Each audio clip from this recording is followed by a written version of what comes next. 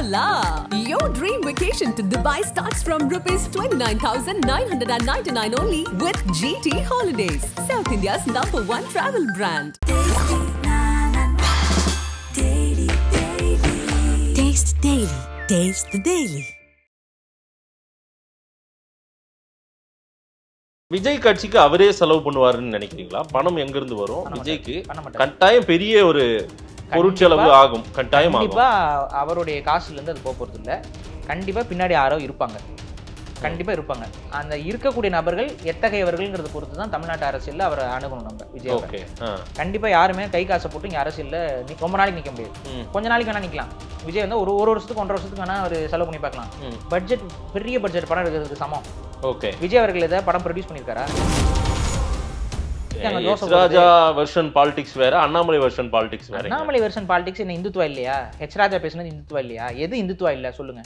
இப்ப அண்ணாமலை இந்துத்துவா பேசல, இந்துத்துவாவை எதிர்க்கிறார் அண்ணாமலை. அப்புறம் என்னங்க, ரெண்டும் ஒரே பாலிடிக்ஸ் தான். இது வந்து சும்மா வாய்ஜாலங்கள் நான் சொல்லுவேன். இது வாய்ஜாலங்கள். சும்மா வந்து ஒருத்தர் வராரு அப்படின்னா உடனே ஒரு நண்பர் இது மாதிரி பேச, இதெல்லாம் வந்து அது ஒரு ரியாலிட்டியில பொருந்தாது. பெரும்பாலான பெரிய நடிகர்கள் யாருமே விஜய் அரசியலுக்கு வாழ்த்து சொன்ன மாதிரி எனக்கு தெரியல. அவர் கட்சி தொடங்கும் போதும் சரி, இப்பவும் சரி, ரஜினிகாந்த் உள்ளிட்டோர், கமலஹாசன் கூட கட்சி தொடங்கி அவர் கட்சி நடத்தினுக்கிறாரு, அவர் கூட சொல்லல. என்ன காரணம்? யாருமே சொல்லாம இருக்காங்க, அமைதியா இருக்கு. ஜெயிண்ட். என்ன ஜெயிண்ட்? அது ஒரு பேர், அது சிகப்பு பூதம்னு பேர். அது பேர் அந்த சிகப்பு பூதம் வந்து இன்னைக்கு சினிமா துறையில அப்படியே வேறு பரப்பி இருக்கு. அந்த சிகப்பு பூதத்துக்கு எதிராக யாரும் பேச மாட்டாங்க. அது வந்து ஆங்கிலத்துல ரெட் ஜெயிண்ட் கூட சொல்லுவாங்க. ஆதன் நேயர்களுக்கு வணக்கம். பல்வேறு துறைகளில் ஆக சிறந்த ஆளுமைகளை சந்தித்து நாம் நேர்காணல் எடுத்து வருகிறோம். அந்த வகையில் மீண்டும் நம்மோடு இணைந்திருக்கிறார் தமிழ் தேசிய சிந்தனையாளர் திரு பாரிசாலன் அவர்கள். அவரிடம் கேட்பதற்கு நிறைய இருக்கின்ற வாரங்களோடமே கேட்போம். வணக்கம் பாரி. வணக்கம். எப்படி இருக்கீங்க? நல்லா இருக்கேன். உங்க பார்வையில விஜய்க்கு தளபதிகள், அதாவது தளபதி விஜய் தான், பட் அவருக்கு ஒரு அரணா இருக்காங்களா யாராவது? புஷி ஆனந்த் நமக்கு தெரியுது, அதை தவிர்த்து வேற யாருமே பெருசா தெரியல, வெளிப்படையா தெரியல. விஜய் இயக்குவது யாராவது இருக்காங்களா அந்த மாதிரி? அதெல்லாம் பேக்ரவுண்ட் நமக்கு அவங்க செயல்படும் போது தாங்க தெரிய வரும். இப்ப எல்லாம் நமக்கு தெரியாது. என்ன அவங்களுக்குள்ளேயே கான்வர்சேஷன்ஸ் தான் இருக்கும், ஆக்ஷன்ஸ் இருக்காது. இப்ப விஜய் அவர்களுக்கு ஏதாவது ஒரு பாதிப்பு, இல்ல அந்த கட்சிக்கு ஒரு பாதிப்புனா யாரெல்லாம் வராங்க வெளியில அப்படிங்கிறது நம்ம அது செயல்பாடு நடக்கும்போது தான் தெரியும். உங்களால எதுவுமே யூகிக்க முடியல அந்த மாதிரி பெரிய சக்தி ஏதாவது இருக்கா? பெரிய சக்திகள் இருக்கலாம். ஏன்னா ஒரு பிரபலமான நடிகர் உள்ள வராருன்னா நம்ம இந்த கன்சர்ன் வந்து நம்ம முன்னாடியே இருந்து சொல்லிட்டு இருக்கிறோம். ஏன் நடிகர்கள் உள்ள அரசியலுக்கு வர்றதை நம்ம வெறுக்கிறோம் அப்படின்னா, பல கார்பரேட் கம்பெனிஸ் வந்து அவருக்கு பின்னாடி உறுதுணையாக நிற்கிறதுக்கான வாய்ப்புகள் அதிகம். ஏன்னா அவருடைய நட்பெயருக்கு பின்னாடி இவங்க நின்றுக்கிட்டு விஜய் அவர்னா இவர் பின்னாடி இருந்து இவங்க வந்து பெரிய அளவுக்கு செலவு பண்ணிட்டு இருப்பாங்க. ஆட்டோமேட்டிக்கா அந்த செலவு எதுக்கு அப்படின்னா, நாளைக்கு விஜய் ஒரு சிஎம் ஆயிட்டாரு அப்படின்னா அதன் மூலமா அவங்க ரிட்டர்ன்ஸ் எடுத்துக்குவாங்க, அவங்களுக்கு அவங்க பிசினஸை செக்யூர் பண்றதுக்கு அது யூஸ் ஆகும். இந்த மாதிரியான விஷயங்கள்லாம் இந்த மாதிரி பிரபலத்தன்மையோட ஒருத்தங்க அரசியலுக்கு வரும்போது நடக்க வாய்ப்புகள் இருக்கு. ஆனா அது நம்ம இப்ப முழுமையா கண்டுபிடிக்கும் பொழுது எப்படின்னா, நாளைக்கு விஜய் அவர் செயல்படும் பொழுது யார் யார் அவருக்கு சப்போர்ட்டிவா வர, எந்தெந்த கார்பரேட் கம்பெனிகள் வருது, எந்தெந்த வள சுரண்டல் நிறுவனங்கள்லாம் அவர் பின்னாடி நிற்குதுங்கிறதெல்லாம் பார்த்து தான் நம்ம தெரிஞ்சுக்க முடியும். அவருடைய செயல்பாடு, அவர் எப்படி செயல்படுவாரு, அவருடைய கொள்கைகள் என்னவாக இருக்கு, தமிழ்நாட்டுடைய வளர்ச்சிக்கு அவருடைய வளர்ச்சி திட்டங்களை எதை நோக்கி நகருது, அது தற்சார்பு பொருளாதாரம் பேசுமா, இல்ல கார்பரேட் பொருளாதாரம் பேசுமா, கார்பரேட் கம்பெனிஸோடைய பாலிசிஸை அவர் வந்து எந்த அளவுக்கு ரெஸ்ட்ரிக்ட் பண்ற மாதிரி அவர் பேசுறாரு, இதெல்லாம் பேசும்பொழுதுதான் நமக்கு தெரிய வரும். இப்ப வந்து ரொம்ப கிரே ஏரியாவா இருக்கு. இப்ப நம்ம எதையுமே பாயிண்ட் அவுட் பண்ணி சொல்ல முடியல. விஜய் கட்சிக்கு அவரே செலவு பண்ணுவாருன்னு நினைக்கிறீங்களா? பணம் எங்க இருந்து வரும்? விஜய்க்கு கட்டாயம் பெரிய ஒரு பொருட்செலவு ஆகும். கட்டாயம் கண்டிப்பா அவருடைய காசுல இருந்து அது போறது இல்ல. கண்டிப்பா பின்னாடி யாரோ இருப்பாங்க, கண்டிப்பா இருப்பாங்க. அந்த இருக்கக்கூடிய நபர்கள் எத்தகையவர்கள்ங்கிறத பொறுத்து தான் தமிழ்நாட்டு அரசியல்ல அவரை அணுகணும் நம்ம விஜய். கண்டிப்பா யாருமே கை காசை போட்டு இங்க அரசியல்ல ரொம்ப நாளைக்கு நிக்க முடியாது. கொஞ்ச நாளைக்கு வேணா நிக்கலாம். விஜய் வந்து ஒரு வருஷத்துக்கு 1.5 வருஷத்துக்கு வேணா ஒரு செலவு பண்ணி பார்க்கலாம். பட்ஜெட் பெரிய பட்ஜெட் படம் எடுக்கிறதுக்கு சமம்.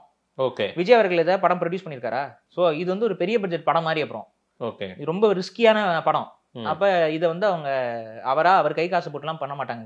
கண்டிப்பா வந்து அதுக்கு பின்னாடி சில பணக்காரர்கள் வந்து உறுதுணையாக நிற்பாங்க. அவங்க எத்தகையவங்கிறத பொறுத்து விஜய் எத்தகையவருங்கிறத நம்ம கண்டுபிடிச்சலாம். ஸோ அதெல்லாம் வெளியில வரும், வெயிட் பண்ணி தான் பார்க்கணும். புஷி ஆனந்த் அவருக்கு ஒரு பெரிய பக்கபலமா இருக்கிற மாதிரி உங்க பார்வையில புஷி ஆனந்த் ஒரு தேர்ந்த அரசியல்வாதியா பாக்குறீங்களா? நீங்க தேர்ந்த அரசியல்வாதிலாம் நான் பார்க்கல.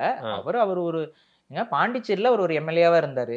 பாண்டிச்சேரியோட எம்எல்ஏங்கிறது தமிழ்நாட்டோட எம்எல்ஏக்கு ஈக்குவலா அப்படின்னு நீங்க கொஞ்சம் கன்சிடர் பண்ணி பாருங்க. அது பெரிய அளவு ஈக்குவல் கிடையாது. அப்ப அது அவர் ஏன்னா சின்ன பாப்புலேஷன் இருக்க மக்கள் அவரை தேர்வு பண்ணியிருக்காங்க. ரெண்டாவது இப்ப அவருடைய நடைமுறைகள் செயல்பாடுகள் நீங்களே பாருங்களேன். விஜய் அவர்கள் கூட வந்து அவர் ஒரு பெரிய அரசியல்வாதி மாதிரி நடந்துக்கிறாரா? இல்ல அவர் அப்படியே கூல கும்பிட்டு போட்டுட்டு அப்படிதானே போயிட்டு வந்துட்டு இருக்காரு. சரி. ஸோ அது வந்து அவருக்கான அந்த அவர் சிந்தனையாளரா அவர் செயல்பாட்டாளராங்கிறதுலாம் நமக்கு தெரியல. அவர் வந்து விஜய் அவங்க அப்பா அம்மா காலில் டக்குன்னு விழுகிறாரு. சாமி வயசானவங்க அவங்க காலில் விழுகிறதுங்கிறது வேற, அது ஒரு மரியாதை நிமித்தமாக கூட எடுத்துட்டு போயிடலாம். ஆனா உங்களுக்கே தெரியும்ல, ரொம்ப ஒரு ஆளுமையான ஆட்கள் அப்படி டப்புன்னு வளைஞ்சு கொடுத்துட மாட்டாங்க. சரி. ஸோ அதெல்லாம் வச்சு பார்க்கும்போது அவர் ஆளுமையானவரா இல்லையாங்கிறது அவர் செஞ்சு காட்டினாதான் தெரியும். 2 முக்கியமான கேள்வி. திரு அண்ணாமலை அவர்கள் சொல்றாரு, பங்காளிகளோட எல்லாம் இனி கூட்டணி கிடையாது, மாமன் மச்சான்களோடு தான் கூட்டணி. விஜய் அரசியல் கூட்டணியை பத்தி கேக்குறாங்க, அதுக்கு அப்படி சொல்ற மாமன் மச்சான்றாரு, ரொம்ப நெருங்கி வராரு பாருங்க. அது எனக்கு புரியல. ஏன் பங்காளிகளோட கூட்டணி? என்ன பங்காளி? அதிமுக திமுகவை சொல்றாரு அவரு. சரி, அது அவங்க 2 பேரும் பங்காளிங்க சொல்லிக்கிறாங்க, ஆனா அவங்களோட கூட்டணி கிடையாது, மாமன் மச்சான்களோட கூட்டணின்றாரு. மாமன் மச்சானா எனக்கு புரியல. அதான் மாமன் மச்சானா ஏன் ஜோசப் விஜய்னு சொல்லி விமர்சிச்சுட்டு இருந்தாங்களா? இதான் கேள்வி. மாமன் மச்சானா எதுக்காங்க ஜோசப் ராஜா வெர்ஷன் பாலிடிக்ஸ் வேற, அண்ணாமலை வெர்ஷன் பாலிடிக்ஸ் வேற. அண்ணாமலை வெர்ஷன் பாலிடிக்ஸ் என்ன இந்துத்துவா இல்லையா? ஹெச் ராஜா பேசுனது இந்துத்துவா இல்லையா? எது இந்துத்துவா இல்ல சொல்லுங்க. இப்ப அண்ணாமலை இந்துத்துவா பேசல, இந்துத்துவாவை எதிர்க்கிறார் அண்ணாமலை. அப்புறம் என்னங்க, ரெண்டும் ஒரே பாலிடிக்ஸ் தான். இது வந்து சும்மா வாய்ஜாலங்கள் நான் சொல்லுவேன். இது வாய்ஜாலங்கள்.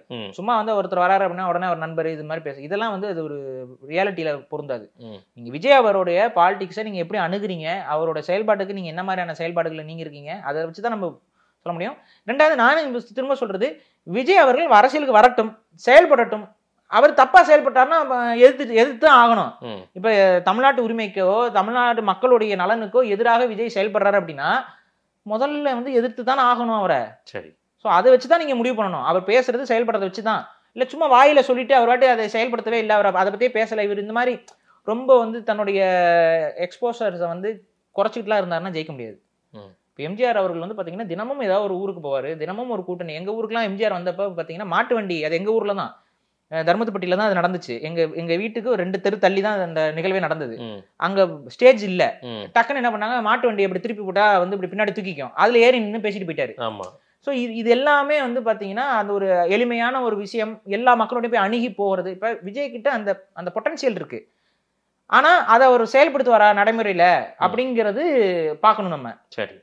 இறங்கி போற ஆளுதான் போனாரு. ஒரு சில இடங்கள்லாம் நீங்க போகலாம், அந்த இது இவங்க இறந்ததுக்கு, தூத்துக்குடியில இருக்கக்கூடிய சுட்டு கொலை பண்ணதுக்குலாம் அவர் இரவோட இரவா முகத்தை மறைத்து கொண்டு போயிட்டாரு. அதே போல இப்ப இந்த கள்ளச்சாராய விஷயத்துக்கு அவர் ஏன் போனாருன்னு தெரியல, பட் அவர் போனாரு. ஸோ நேர்ல போய் இறங்கி அங்க போய் தலையை காட்டுறாரு. ஆனா அதை வந்து அவர் நடைமுறைப்படுத்தணும். ரொம்ப கேப் விட்டுலாம் பண்ணிட்டு கூடாது. ஏன்னா அடிக்கடி பிரச்சனைகள் நடந்துகிட்டே இருக்கு. அப்ப ஒண்ணுக்கு நான் போவேன், ஒண்ணுக்கு நான் போக மாட்டேன் அப்படின்னா அதுல ஒரு கான்ட்ரவர்சி வந்துடும். முடிஞ்ச வரைக்கும் அவர் ஈஸியாக அக்சஸ் பண்ற மாதிரி இடத்துக்கு போயிட்டு வந்துட்டு இருந்தா தான், அவர் செய்திகள்ல வந்துகிட்டே இருந்தா தான் அவருக்கான அரசியல்ல அவர் கொஞ்ச நாச்சும் நகர்ந்து வர முடியும். ஓகே. Subject to correction. இந்த கேள்வி ஏதாவது தவறா இருந்தா நானே கூட மாத்திக்கிறேன். பெரும்பாலான பெரிய நடிகர்கள் யாருமே விஜய் அரசியலுக்கு வாழ்த்து சொன்ன மாதிரியே எனக்கு தெரியல. அவர் கட்சி தொடங்கும் போதும் சரி, இப்பவும் சரி, ரஜினிகாந்த் உள்ளிட்டோர், கமலஹாசன் கூட கட்சி தொடங்கி அவர் கட்சி நடத்தினுக்கிறாரு, அவர் கூட சொல்லல. என்ன காரணம்? யாருமே சொல்லாம இருக்காங்க, அமைதியா இருக்கு. ஜெயண்ட் இருக்கு, அது ஒரு ஜெயண்ட் இருக்கு. என்ன ஜெயண்ட்? அது ஒரு பேரு, அது சிகப்பு பூதம்னு பேரு. அது பேரு அந்த சிகப்பு பூதம் வந்து இன்னைக்கு சினிமா துறையில அப்படியே வேறு பரப்பி இருக்கு. அந்த சிகப்பு பூதத்துக்கு எதிராக யாரும் பேச மாட்டாங்க. அது வந்து ஆங்கிலத்துல ரெட் ஜெயண்ட் கூட சொல்லுவாங்க. ஸோ அதான் சிகப்பு பூதம். ஒரு ரெட் ஜெயண்ட்டுக்கு பயந்து விஜய்க்கு யாரும் வாழ்த்து சொல்ல மாட்டாங்க. ரஜினிகாந்துக்கு என்ன சொல்லலாம்ல? ரஜினிகாந்தும் சொல்ல மாட்டார். திமுகவில் இந்த மாதிரி எல்லாம் ஓல்டு டீச்சர்ஸுக்கு மதிக்காத ஓல்டு ஸ்டூடெண்ட்ஸ் இருக்காங்க அப்படின்னு. சரி, இப்ப அவரோட பேச்சு யாருக்கு சாதகமான பேச்சு? உதயநிதிக்கு சாதகமான பேச்சு. அப்ப யார் அதை பேச சொல்லியிருப்பா? உதயநிதி தான் சொல்லியிருப்பாரு. உதயநிதி தானே ரெட் ஜெயண்ட். ஏங்க உதயநிதி சொல்லி ரஜினி பேசுவாரா என்ன? அப்ப அது யாருக்கு சாதகமா அந்த பேச்சு போகுது? இப்ப யாரு சொன்னா, இப்ப ஒரு குற்றம் நடக்குதுன்னு வைங்களேன், அந்த குற்றத்தால யார் பெனிஃபிட் அடைறாங்களோ அவங்களதான் முதல் சந்தேக பார்வையில நம்ம பார்க்கணும். இல்ல பாரிசாலன் போன்றவர்களுக்கு, நாம் தமிழர் கட்சிக்கெல்லாம் வந்து கடைசியா எங்க போய் நிக்கணும்னா அறிவாலயத்துல போய் நிக்குது. உங்களுக்கு எதனா ஒரு பஞ்சாயத்துனா அங்கதான் நிக்குது. வேற எங்க போய் நிக்கிறது சொல்லுங்க? இங்க நடக்கிறத நம்ம சொல்றோம், அது அறிவாலயத்திலே எல்லா பிரச்சனையும் அங்க போய் நடக்குதுன்னா அங்கதானே போய் நிக்கும். இல்ல நேரா கொண்டு போய் பழிய கொண்டு போய் அவங்க மேல போட்டு பழிய போடல. சந்தேகமும் உங்களுக்கு அவங்க மேலதான். சந்தேகம்லாம் இல்லைங்க, நான் சிம்பிளா சொல்றேன். ஒரு லாஜிக் படியே பார்ப்போம். இப்ப ரஜினி அவர் பேசுறாரு, அவர் சுயமா பேசட்டும், அவர் சொல்லி கொடுக்காம பேசட்டும், அதெல்லாம் ஓகே. இப்ப இது யாருக்கு பெனிஃபிட்டான பேச்சுங்கிறத நம்ம பாக்குறோம். அது உதயநிதி ஸ்டாலின் அவருக்கு பெனிஃபிட்டான பேச்சு. யாருக்கு எதிரான பேச்சுன்னு பாத்தீங்கன்னா திமுகல இருக்கக்கூடிய மூத்த தலைவர்களுக்கு வந்து மட்டுப்படுத்தக்கூடிய பேச்சு.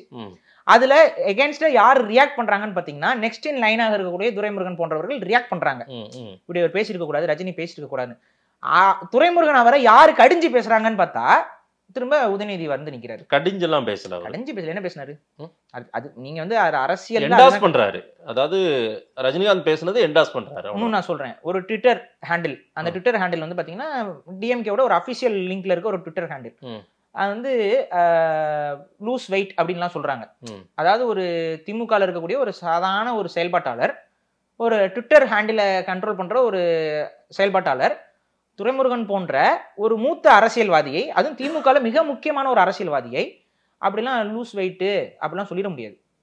சொல்லிட்டு அந்த கட்சிக்குள்ள இருந்து தொடர்ந்துட முடியாது. அப்ப அவர் தொடர்றாரு அப்படின்னா அந்த விமர்சனத்தை, கட்சியோட உள் விமர்சனத்தை வச்சுட்டு ஒருத்தர் தொடர்றாருன்னா துரைமுருகனுக்கு ஈக்குவலா பவர்ல இருக்கக்கூடிய வேற யாரோ ஒருத்தர் சப்போர்ட்டிவா இருக்காரு. ஆட்டோமேட்டிக்கா அந்த ட்விட்டர் ஹேண்டில் உதயநிதிக்கு சப்போர்ட்டிவா இருக்க ட்விட்டர் ஹேண்டில்.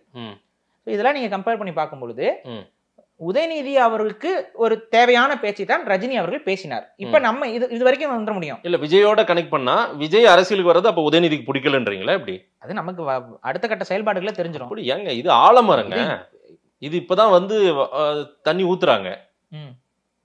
சரிங்க, இது வளர்ந்து மோத முடியுமா என்ன? அத சரி விடுங்க. ஆலமரம், அடுத்து அரச மரம், அப்புறம் சரி சொல்லுங்க. இன்னும் வலுவான எல்லா மரங்கள்லாம் பனை மரம். ஆமா தானங்க, உங்களுக்கே தெரியுங்க. தொடர் வெற்றி அவங்க மலை, இரட்டை மலை 11 வெற்றி 12 வெற்றி ஐயா ஸ்டாலின் அவர்கள் தலைமையில இத்தனை வெற்றி நம்ம வந்துட்டோம். அதுதாங்க, அது ரொம்ப ஸ்ட்ராங்கா இருக்காங்கிறத நான் சொல்றேன். சரி, அதான் நான் ஆலமரம்னு சொல்றேன். அதான் சொல்லிட்டு போங்க. இப்ப என்ன இப்ப சொன்னாதானே இருக்க முடியும். இல்ல 10ஓட 11 அத்தோட இது ஒண்ணுன்னு தான் திமுக நினைப்பாங்கன்னு நான் நினைக்கிறேன். அதுதான் சொல்றேன். அத்தோட இதுன்னு மாதேஷ் அவர்கள் நினைத்துவிட்டால் என்ன பண்றது? அதனால கொஞ்சம் அப்படியே அடக்கி வாசிக்கிறது நல்லதுதான், தப்பு இல்ல சொல்லிக்கிறேன். ஃபியூச்சர்ல உதயநிதி வர்சஸ் விஜய், சீமான், அண்ணாமலை, எடப்பாடி பழனிசாமி இந்த மாதிரி ஒரு போட்டி வரும். இதுல யார் மேலெழும்பி வருவாங்க அப்படின்ற ஒரு பார்வையும் சொல்றாங்க. உங்க பார்வையில இதுல யார் மேலெழும்பி வருவாங்க? ஜோசிய ஜாதகம். ஆமா, ரொம்ப ஏர்லியரா, ரொம்ப முன்கூட்டியா கணிக்கிறாங்க. நம்ம முன்னாடி எல்லாம் கணிக்க முடியாது. சில இப்ப எல்லாம் அரசியல்வாதிகள் ஜோசியர் பேசலாம் கேட்டுக்கலாம் செயல்பட்டு இருக்காங்க. ஸோ அதெல்லாம் நம்ம இதெல்லாம் இருக்குல்ல. இப்ப என்னன்னா, செயல்பாட்டு அடிப்படையில உதயநிதி ஸ்டாலின் வந்து திமுகவுக்கு ஆட்சி அதிகார பொறுப்புக்கு நகரும் பொழுது அது ஒரு பெரிய மைனஸா திமுகவுக்கு வந்து நிற்கும். புரியுதுங்களா? ஏன்னா வந்து தேர்ட் ஜென்ரேஷன் பாலிடிக்ஸ்னு ஆயிடுது. அது வந்து கலைஞர் கருணாநிதி அவருடைய மகன் ஸ்டாலின்ங்கிற வரைக்குமே அதுவே வந்து வாரிசு அரசியல், நெப்போட்டிசம், லொட்டுலோஸ்னு பேசுவாங்க.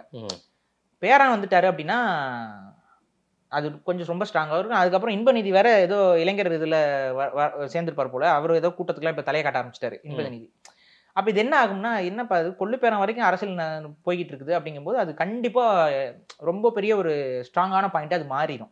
ஸோ உதயநிதி அவருக்கு ஒரு பிரச்சனை. இதுல என்ன இன்னொரு இஷ்யூனா, உதயநிதி ஒரு நடிகர் அப்படிங்கிற ஒரு பல படங்கள் நடிச்சிருந்தாலும், ஒரு சில படங்கள் ஓடினாலும் அவர் நடிகர் அவரு. அப்ப இவர் ஒரு நடிகர், அவருக்கு ஈக்குவலா இந்த பக்கம் ஒரு அரசியல் இன்னொரு நடிகர் அப்படிங்கும்போது விஜயோட விஜய் வெர்சஸ் உதயநிதிங்கிற ஒரு பாலிடிக்ஸ் ஃபார்ம் ஆகிறதுக்கு சான்சஸ் ரொம்ப அதிகம். ஓகே, அப்ப அதுலதான் யார் கை ஓங்கி இருக்கும்? நடிகர்ங்கிற அடிப்படையில் விஜயோட கை ஓங்குங்க பயங்கரமா. விஜயோட ரசிகர்கள் வெர்சஸ் உதயநிதி ரசிகர்கள்னு போனீங்கன்னா அது விஜய் தான் அதுல ஜெயிப்பாரு. ஆனா உதயநிதிக்கு பின்னாடி கட்டமைக்கப்பட்ட ஒரு கன்ஸ்ட்ரக்ஷன் இருக்கு, அது வந்து விஜய் கிட்ட கிடையாது. இல்ல. சோ விஜய் வந்து அந்த மைனஸை வந்து எப்படி ஓவர் கம் பண்றாருங்கிறத பொறுத்து தான் அந்த ஃபைட் நிக்கும். சரி. இப்ப சீமான் அவர்கள் போன்றவர்கள் வந்து கன்சிஸ்டன்டா ஒரு கொள்கை கோட்பாடுங்கிற அந்த அடிப்படையில ஒரு முயல் ஆமை போட்டிங்கிற கான்செப்ட் தான். ஆமை வந்து கன்சிஸ்டன்டா முன்னேறி வந்துகிட்டே இருக்கு.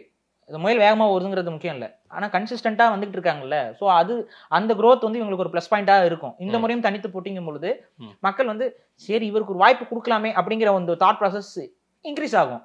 ஆனா அது எந்த அளவுக்கு ஆகும் அப்படிங்கிறது வந்து ஒரு கேள்வி இருக்கு. ஆனா எனக்கே வந்து நிறைய கன்சர்ன்ஸ் இருக்கு. நாம் தமிழர்ல இப்ப இருக்கக்கூடிய சமீபத்திய செயல்பாடெல்லாம் பார்க்கும்பொழுது கொஞ்சம் தப்பான பாதைகள்ல அங்கங்க தேவையில்லாததெல்லாம் பண்ணி டைவர்ட் ஆகிறாங்கிறது நான் ஃபீல் எனக்கு இருக்கு. ஓகே. ஸோ அது அந்த டைவர்ட் ஆகக்கூடாது. எதிரிகள் பெரியவர்கள் இருக்கும்போது சின்னவங்களோட போய் சண்டை போட்டு இருக்கக்கூடாதுங்கிறது என்னுடைய பார்வை. அதுவும் அதில் கொஞ்சம் டைவர்ஷன் இருக்குது. அதெல்லாம் செய்யாமல் இலக்குகளை மேலே வச்சு நம்ம முன்னேறணும். ஒரு சின்ன கதை ஒன்று இருக்குது. அதாவது ஒரு வேடன் வந்து 2-3 பேர் வேட்டைக்கு போகிறாங்க, 2-3 வேடர்கள். அதில் வந்து பார்த்தீங்கன்னா ஒருத்தன் வெறுங்கையோடு திரும்புவான், இன்னொருத்தன் வந்து பார்த்தீங்கன்னா ஒரு முயலை எடுத்துகிட்டு வருவான், ஒருத்தன் மான் எடுத்துகிட்டு வருவான். இந்த மான் எடுத்தவனையும் முயல் எடுத்தவனையும் பாராட்டிட்டு ஏன் நீ எதுவுமே வேட்டையாடலன்னா நான் யானைக்கு குறி வச்சேன் அப்படிமா. அப்பதான் அவனை தான் வந்து அந்த வாதியார் வந்து பெரிய அளவுக்கு பாராட்டுவார். இவன் தான் சரியான ஆளு அப்படிம்பாரு. ஏன்னா அவனுடைய இலக்கு வந்து அதிகம்ங்கும் போது அந்த இலக்கே அடையலைனாலும் பெருமையா இருக்கு. இவன் யானை வேட்டைக்கு போனவன், இவன் முயல் பிடிக்க போனவன், மொசை பிடிக்க போனவன், மொசை பிடிக்கிற மூஞ்சி பார்த்தா தெரியாதாங்கிற மாதிரி இருக்குல்ல. இப்ப இந்த கம்பேரிசன் வந்து வேற. அப்ப நீங்க திமுக போன்ற ஒரு பெரிய கட்டமைப்பை எதிர்த்துட்டு இருக்கிறோம் அப்படிங்கிற இடத்துல இருக்கும் பொழுது ஒரு காவல்துறை அதிகாரியை பத்தி பேசுறதோ இல்ல ஒரு வேற அவங்களோட கிரேட்ல கீழே இருக்கவங்களுக்கு கூட சண்டை போட்டுட்டு இருக்கிறதெல்லாம் வந்து அது இவரோட இமேஜை பெரிய அளவுக்கு டேமேஜ் பண்ணிடும். இதெல்லாம் வந்து கொஞ்சம் கவனத்தோட அவங்க செயல்படணுங்கிற அந்த கன்சர்ன் எனக்கு இருக்கு.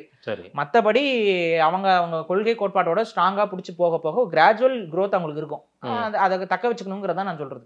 விஜய் அரசியலில் சாதிப்பாரா, சறுக்குவாரா, ஜெயிப்பாரா, தோற்பாரா? உங்க பார்வையில அதை மட்டும் சொல்லுங்க. அது தூங்கி கொண்டிருக்கக்கூடிய தமிழர்கள் கையில தான் இருக்கு. தமிழர்கள் அரசியல் விழிப்புணர்வு பெறணும். விழிப்புணர்வு பெற்று இங்கே யாரை வீழ்த்தணுங்கிறதுல அவங்க தெளிவுபடணும். முதல்ல விஜயை வளர்க்கணுங்கிறதும் கூட நான் சொல்லலை. ஏன்னா விஜயோட செயல்பாடு எப்படி இருக்குன்னு எனக்கு தெரியாது. ஆனா திமுகவோட செயல்பாடு என்னன்னு மக்களுக்கு தெரிஞ்சிருச்சு. அப்ப திமுகவை வீழ்த்தணுங்கிற ஒரு அக்கறை தமிழக மக்களுக்கு இருக்கணும். திமுக வீழ்த்தின்னு நம்ம ஒன்றும் பாஜகவை சொல்லலை. வேறொரு மாநில கட்சி இங்க ஸ்ட்ராங்கா கட்டமைப்புக்கு உருவாக்கணும்.